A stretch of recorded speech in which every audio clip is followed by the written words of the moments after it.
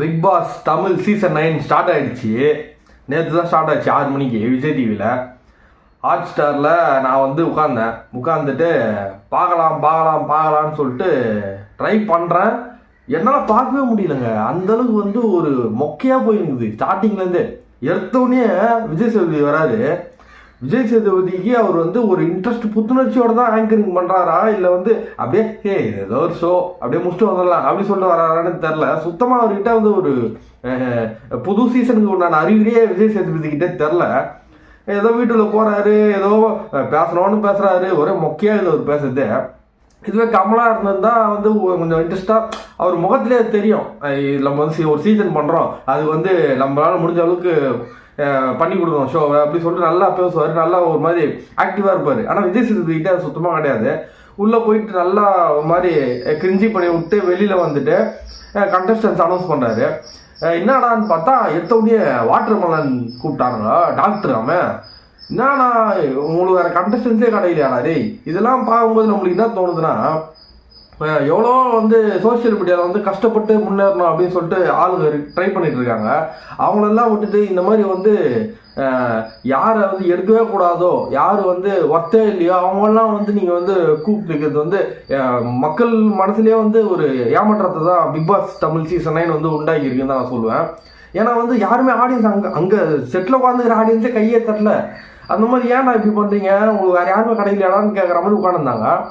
சரி, அது முடிஞ்சுதான். அடுத்தது பார்த்தீங்கன்னா பலூன் ஒரு பொண்ணை கூப்பிட்றாங்க. அது யாருன்னே எனக்கு தெரியாது. ஏதோ கேள்விப்பட்ட அப்புறமா தான் ஏதோ அசிங்கமாக பண்ணுங்கம்மா சோசியல் மீடியாவில் உட்காந்து. இல்லை என்னதான் உங்கள் பிரச்சனை, ஏன் உங்களுக்கு ஒரு ஆளே கிடையிலையா?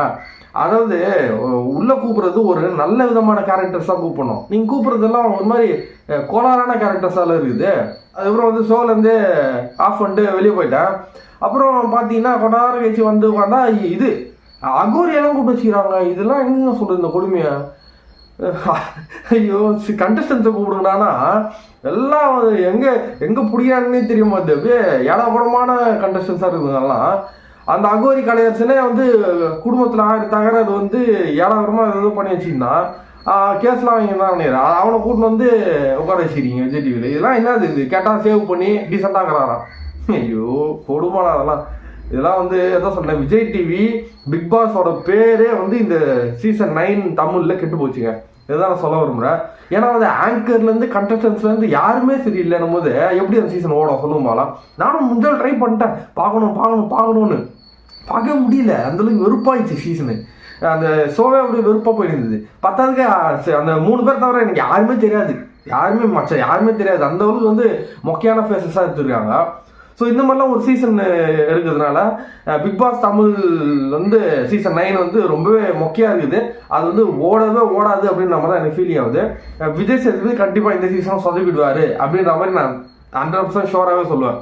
ஏன்னா அவர் போன சீசனில் பண்ணதுக்கு அதுக்கும் இதை கொஞ்சம் திருத்தி கொஞ்சம் நல்லா பண்ணுவார் எக்ஸ்பெக்ட் பண்ணால் இல்லைங்க. அதே மாதிரி தான் அவர் எடுத்துகிட்டு போகிறார் சீசனை. ஆடியன்ஸ் கூட வாக்குவாதம் பண்ணுறது, கண்டஸ்டன்ஸ் பேச விடாமல் தடுக்கிறது சொல்லிட்டு இதே மோட்டில் தான் அவர் ட்ராவல் வர்றாரு. இதனால் என்ன ஆகும்னா அவங்களோட கேம் பிளே ஸ்டார்டிங் ஸ்டேஜ்லேயே கண்ட்ரோல் ஆகிடும். ஓகேங்களா? அந்த மாதிரி கண்ட்ரோல் ஆகும்போது நம்ம பார்க்குற ஆடியன்ஸ் அவங்களவே விளையாட விட மாட்டாரு. அவங்கள கூட பேசி அவங்களோட நேச்சரை வெளியே விட விடாமல் கண்ட்ரோல் பண்ணுறாரு அப்படின்னு. எக்ஸாம்பிள் சொல்கிறேன், இந்த திவாகர் ஸ்டேஜில் ஆக்டிங் பர்ஃபார்மன்ஸ் ட்ரை பண்ணார். ஆனால் விஜய் சேதுபதி வேணாம், இங்கே பண்ணாதீங்க, நீங்கள் புதுசாக திரும்பி வாங்க அப்படின்னு சொல்கிறாரு. இவர் எதுக்கு அதை சொல்லணும்? அவரோட ரியாலிட்டி என்ன ட்ரை பண்ணுறாரோ அதை வெளியில் எடுத்துகிட்டு அதுக்கு ஏற்ற மாதிரி தான் ஷோவை எடுத்துன்னு போகணும். நீங்கள் அதை கண்ட்ரோல் பண்ணுறதுனால ஸோ திவாகரோட உண்மையான கேரக்டர் திவாகரே மறைக்கிற அளவுக்கு அவர்களுக்கு இந்த ஷோ அவர் பண்ண வேண்டிய ஆக்டிங் பண்ண வேண்டியது இருக்கும். ஸோ அதனால் கண்டஸ்டன்ஸ் பண்ணுறது மேலே நீங்கள் தடைப்படாதீங்க. அவங்க பண்ணதுக்கப்புறம் அதுக்கு ஜட்ஜ்மெண்ட் கொடுங்க, இது எப்படி இருக்குது அந்த மாதிரிலாம் சொல்லலாம். ஏன்னா அதெல்லாம் கமல் பண்ணுவார். அதனால தான் அவரை நம்ம லிஜெண்டுன்னு கூப்பிட்றோம், பிக் பாஸ்க்குன்னு லிஜெண்டுன்னு கூப்பிட்றோம். இந்த ஷோவை பொறுத்த வரைக்கும் எப்படி ஹிட் ஆகும்னு தெரில. ஏன்னா பார்க்கறதுக்கு நம்மளுக்கு இன்ட்ரெஸ்ட் தோண மாட்டேங்குது அப்படின்ற மாதிரி ஒரு சுச்சுவேஷன் இருக்குது.